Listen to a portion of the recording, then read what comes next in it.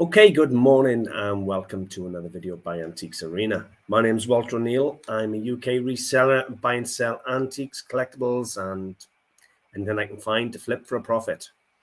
I mainly buy at car boot sales, which is a flea market, if you like, where everybody chucks everything in the back of the car and goes and sells it. And today I'm going to share with you some of my buys, and I spent about £400 or £500 today. And the dollar rate's quite down, so let's say that £500 is about $700 for today's buys. So I've spent a fair bit of money, but I've had some cracking gear. Stick around and we'll have a little look. I got a couple of star lots, so I'm going to start off with one of them, just to give you an idea of what I got coming today. And we have this. Look at that.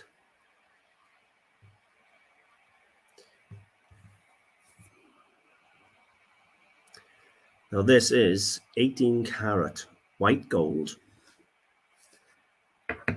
with a full carat of diamonds.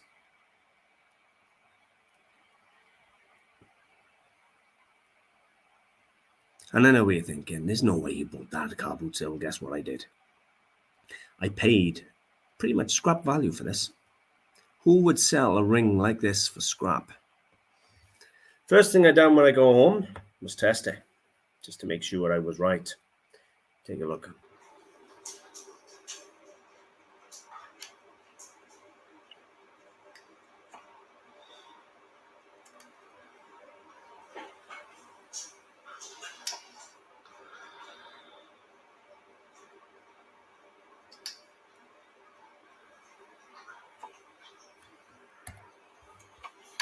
As you can see there, it's stamped 750, but underneath it has an entire set of hallmarks running under here. It's got 5 different stamps. There'll be the assay office, the carat, everything, you name it, the maker's mark, everything's all underneath. I haven't been able to capture it all. And this one here shows you the carat size, which is 1 carat. Now, as I said, this ring came in for scrap value. It's about 7.2 grams, give or take. That's what it was on my scale anyway. I'll put some photographs in of this ring for you to see. I paid £250 for it. Now, £250, about $330, $350, somewhere around by there, for an 18 karat white gold ring with a carat of diamond. Now, is that not just a beautiful engagement ring? To be totally honest with you, anybody would be over the moon to have that. Will you marry me? That's a nice ring. I have done a little looking. Now, I went straight to eBay, and all I searched was Ghassan diamond ring, because the maker is actually on the box, Ghassan. And there's one there that is a little under 1 carat of diamond in white gold, 18 karat, £999 or best offer. And I don't think that's got a patch on my ring.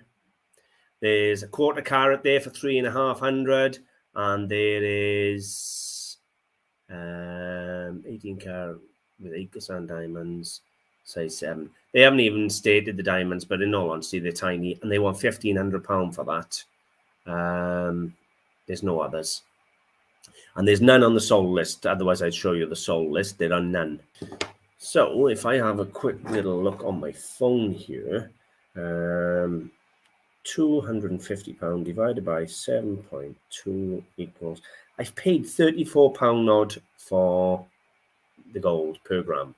Gold comes in at the moment about £33, £34. So I've paid probably 50p or £1 a gram over scrap value to buy this ring. And I see it at £1,000 minimum. No problem whatsoever. It's a £1,000 ring, £1,500 ring, no problem whatsoever. It's absolutely spectacular.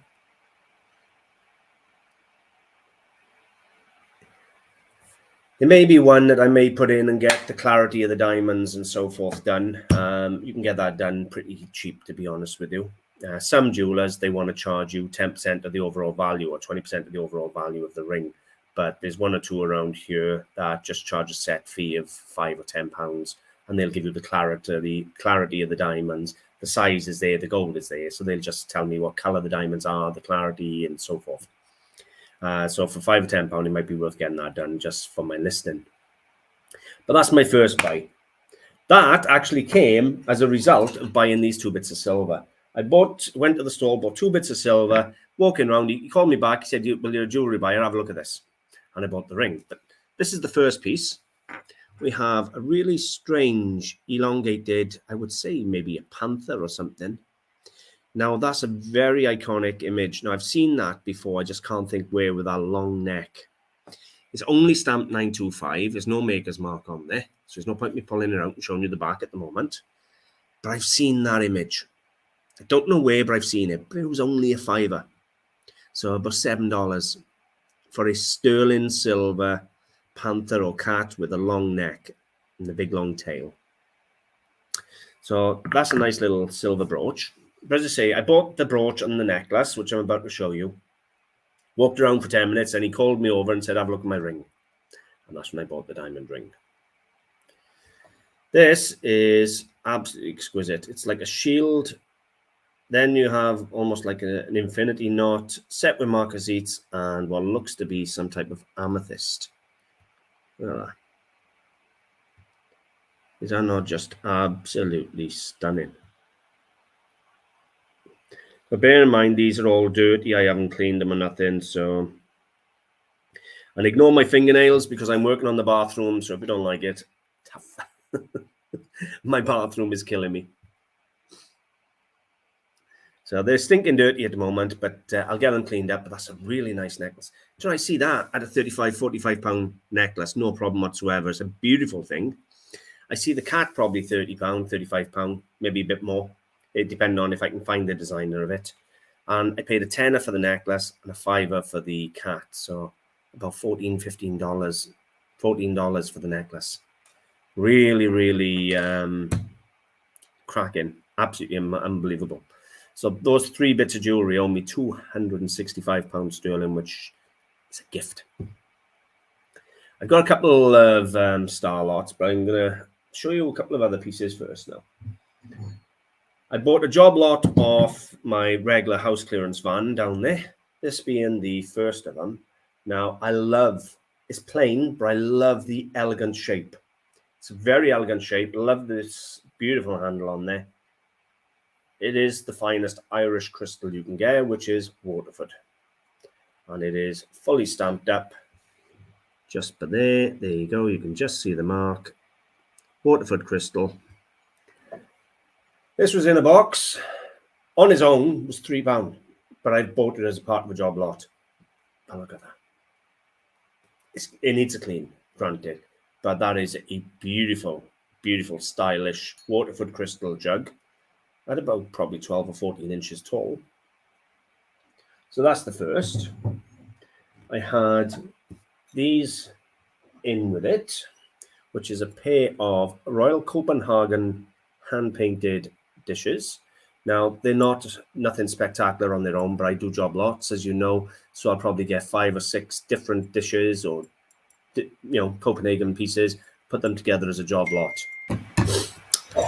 Okay, so we'll carry on with that. So, yeah, nicely marked up, Royal Copenhagen. And these will be hand-painted dishes. They're not huge money on their own. But when you put 5 or 6 different little pieces together like this, you can get a decent lot together. So I never leave them there. I see them more often than not for £1 or £2 a piece, £2 or £3 a piece. Occasionally, if you go to an antique fair, you'll see them £15, £20 a piece. But I normally buy these £1 or £2 a piece for Royal Copenhagen, and I'll group them. So it's those two, the Waterford jug. A beautiful German Gobel porcelain barn owl or Tony owl. So yeah, we have a beautiful German porcelain barn owl or Tony owl. Absolutely stunning little thing. Lovely condition on it. Fully stamped up. Gobels. All this come in as one little job lot off my house clearance man. And one of these, which I haven't bought for quite some time, we have a hardwood base, real nice big piece, and a solid brass ship's wheel. And this is a nutcracker. So you'd unscrew this, put your nut in, come down, and the corkscrew effect clamps down and cracks the nut, and the shell then drops into the bowl. Real nice thing. Sell these all the time at Christmas, especially when they're nautical themed, like this one is with the ship's wheel and that. It should be £30, £35, no problem at all for something like this.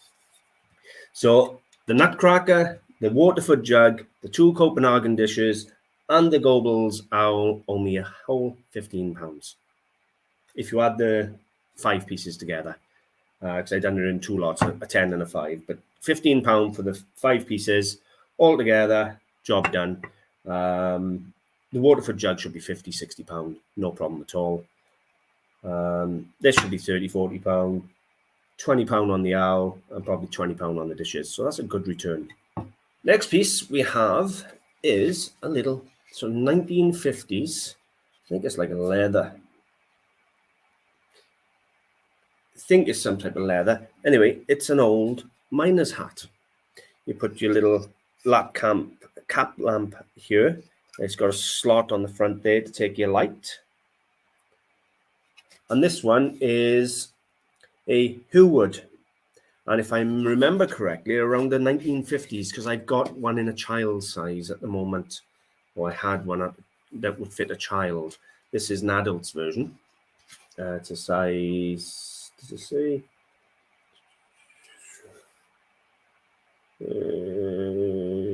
Looking for the size 7.5. Well, it fits me anyway. And I'm not exactly huge, but it fits me. Now, I paid £15 for this, but an old miner's helmet in good condition with this lining. It's a £40, £50 and no problem at all. So £15, about $20, something like that. And I'm hoping to retail it around £40, about $55, $60. Just a nice thing. Go with all the miner's lamps I've been buying of late.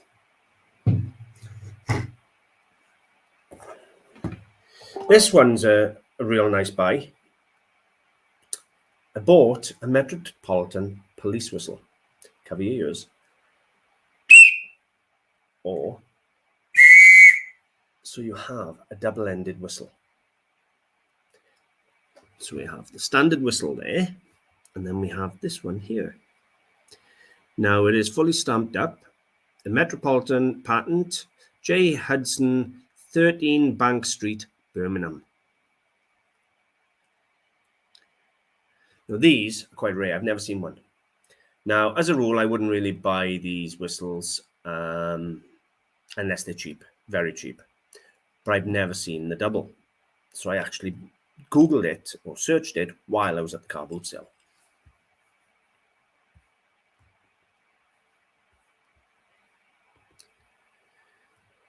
Now, if you look at eBay, all I searched was Metropolitan police whistle. And you have here, the dearest is £409. Obviously, it'll go on the area. That's Salford Police. You got Yarmouth Police there, 199. Jack the Ripper period, but they okay, 163. I like the way they've sold that. Okay. Police whistle with chain. So you can see they're pulling good money. And what do we find by there? Look at that. Is it Bar Street or Bank Street? I'll have to double check mine now. That. It is Bar Street, sorry, not Bank Street. So it's 13 Bar Street. So that is the identical one to what I got here with the exact same engraving as well. And they sold this one. That's a sold price at £125.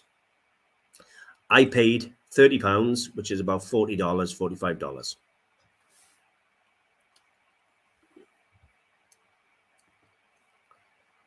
So when you can do the quick search on your phone, it really makes the modern technology pay off. You know, it's just call it up, have a quick look, and I knew straight away to buy it. £30 into 125. No problem at all. That's the sold price. And mine's in lovely condition. So that was a nice little bargain. I've got a real star lot to share with you in a few minutes, but I just want to get through a couple of these run-of-the-mill or working stock pieces first. Next, we have a large piece of Balik porcelain.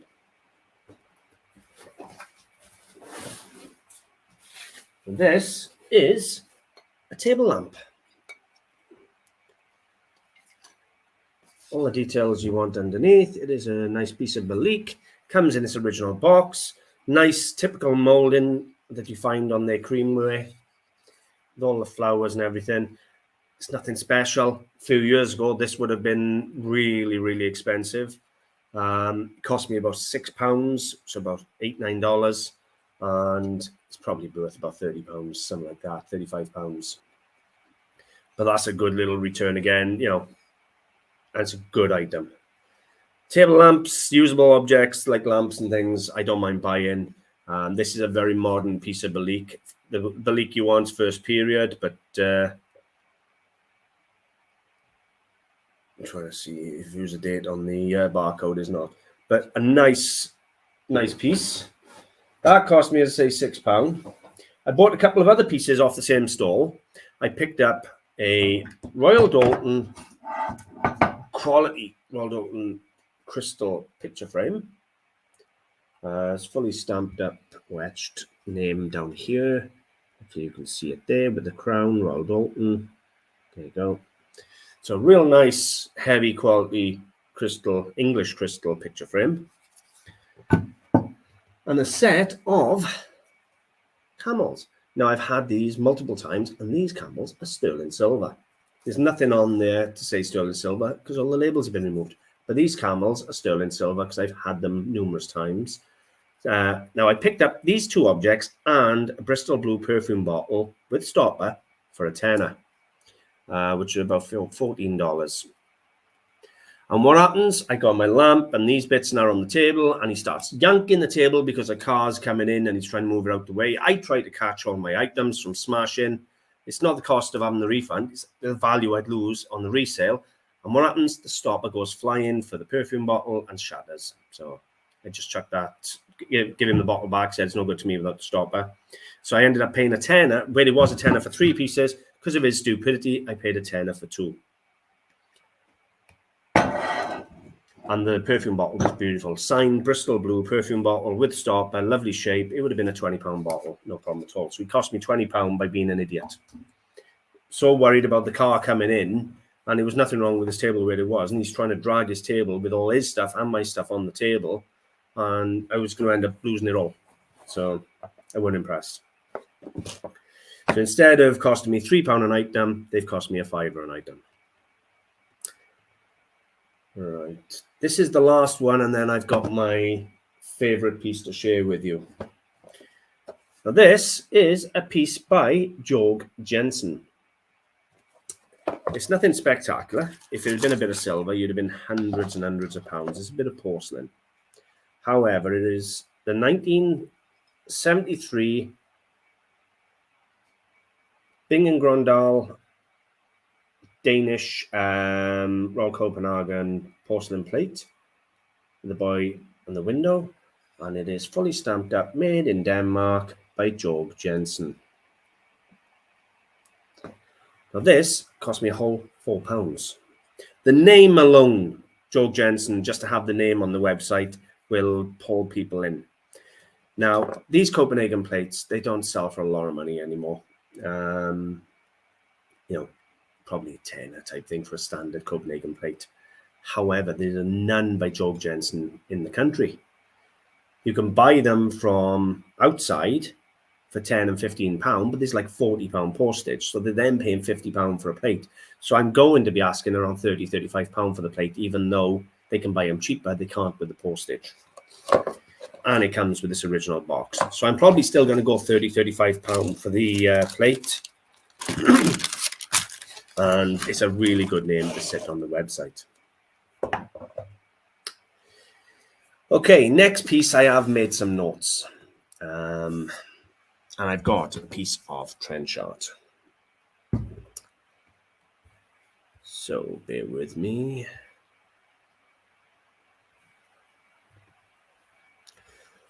Okay, so trench art is a misleading term given today to a wide variety of items. Trench art was produced in all countries that were engaged in the war. Despite its name, very few pieces of trench art items are actually produced in the trenches or even by soldiers. A lot of trench art was created during and shortly after the war, and even though the term trench art refers mainly to the First World War, trench art items have been made through pretty much every conflict and still being made today. And a lot of trench art was produced by factories that created munitions, and as they had the skills and the machinery, and the items were sold to soldiers to take home as souvenirs, and believe it or not, even sold through department stores. And I'm going to add a link to the Imperial War Museum, where I got my information, in the description. And I'll give you a quick glance at that now, before we move on.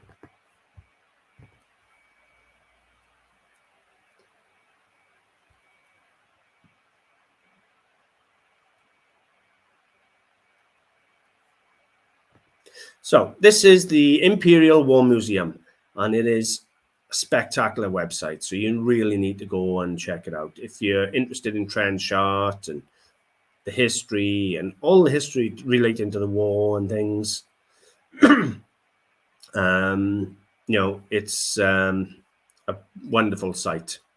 It even gives you books for further reading. But the information today has mainly come from this site and one or two others, Wikipedia and that. But a lot of the information come from this Imperial War Museum website today. Now, the piece I've got to share with you is a vase. It does have the base. I just unscrewed the base because I want to show you the shell numbers. This is a British shell. 1943 with a broad arrow. And that means it is English because it has got the broad arrow on there.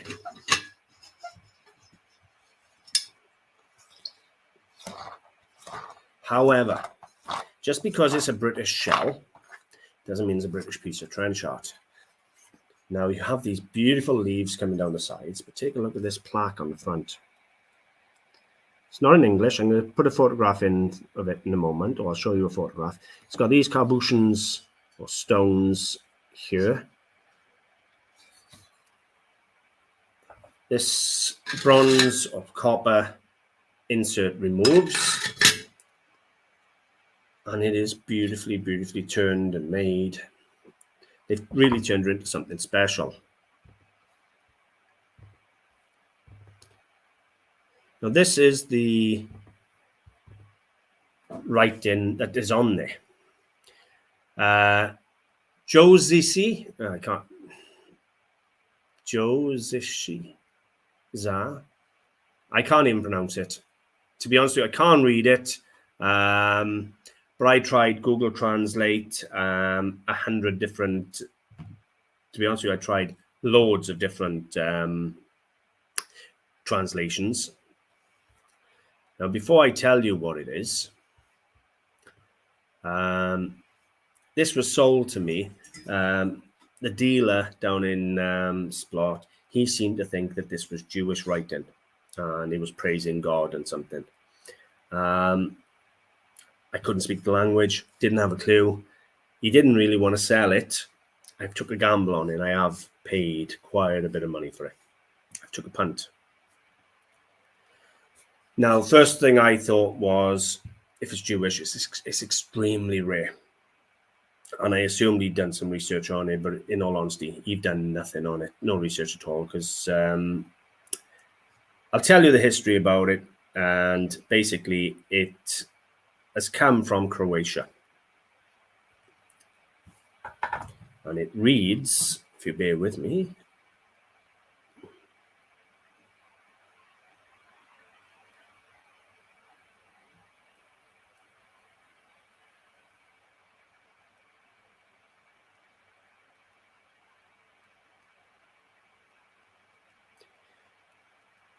Josi for the honor of Rudite.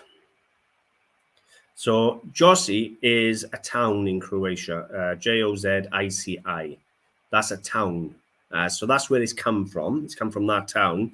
And Rudite is a name. When I searched the name, it was coming up as Rudite is basically meaning number one or great one. Or they are the translations I was getting up anyway. So they've got the town name of, I can't keep pronouncing it. And then it's in honor of the Great One. And it is a spectacular thing. I'm going to share with you in a minute a little bit about the war and some different designs and things you can get in trench art. But I've paid a lot of money for this. Now, where are we? I've actually taken some bits off Wikipedia today for this.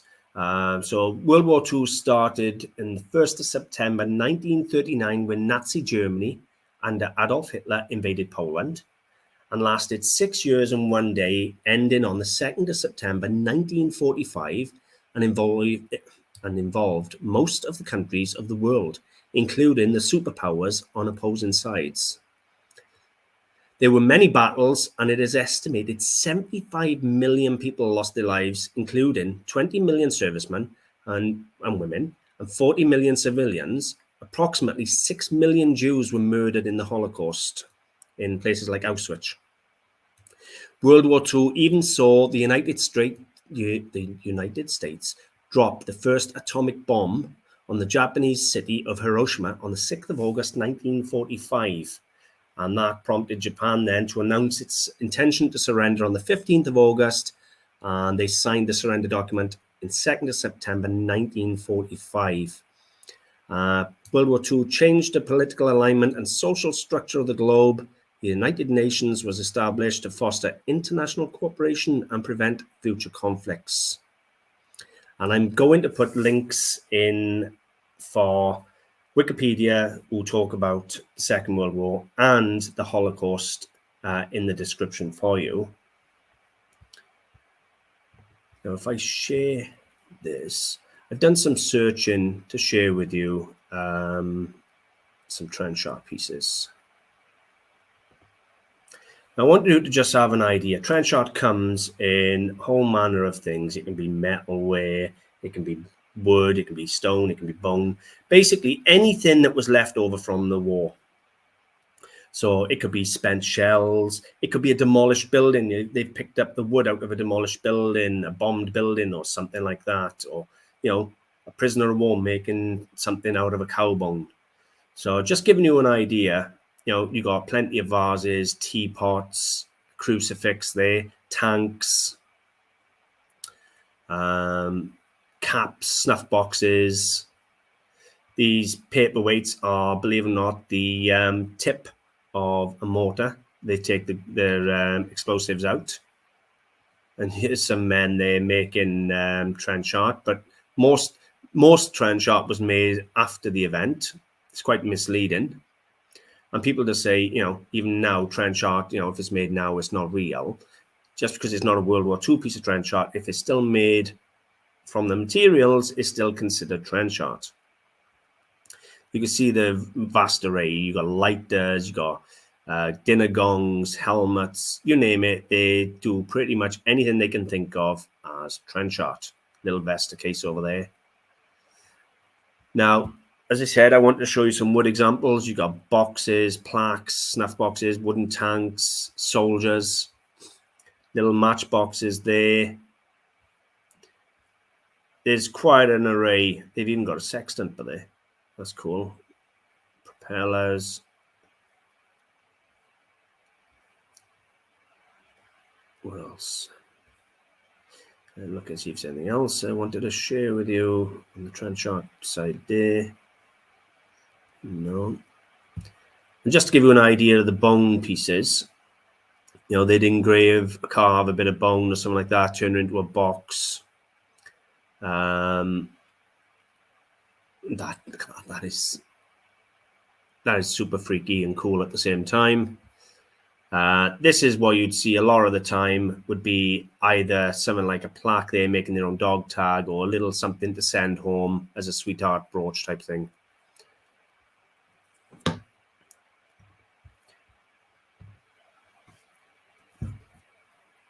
I've never seen a piece like this of trench art, and it's come out of Croatia, as I've said. This plaque on the front here looks to be silver. I haven't acid tested yet. It does look to be silver. The shell is obviously a brass mortar shell, bronze or copper insert. You got these leaves on the side, and it would have been a straight shell, but they've obviously fashioned it into this shape.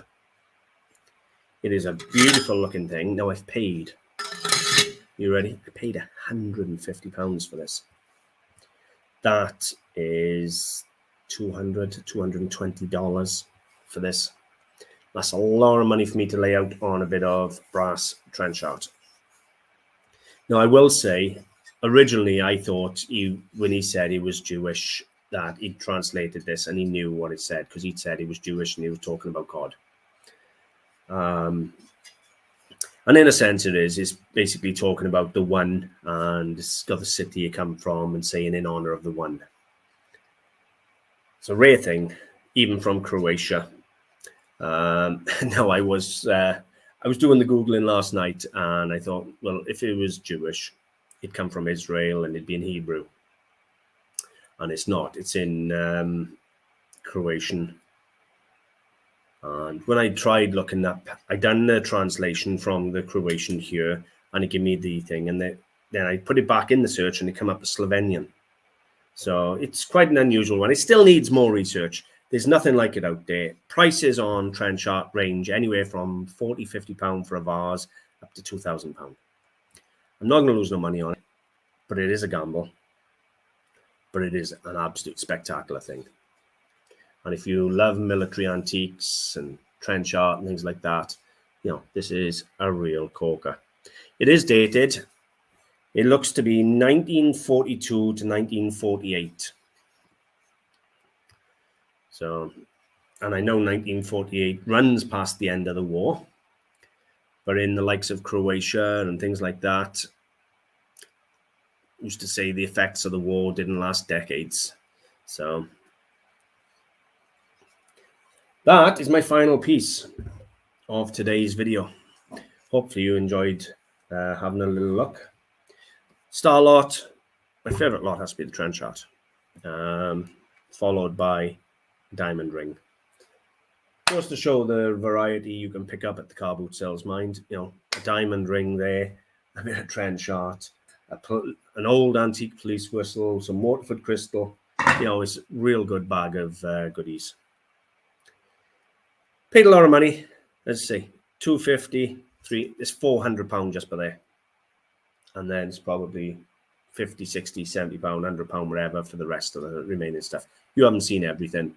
There's, you know, run-of-the-mill work and stock, like, you know, like knife sharpeners, some pens, and some brooches and things that I haven't bothered filming. I don't think they're worthy of the film. So there's work in stock, run-of-the-mill stock. You don't see everything. You just see what I want you to see, because there's no point boring you with lower end. So that's about it. Hopefully you've enjoyed. Yeah. Thanks for watching, and I'll see you soon. Bye for now.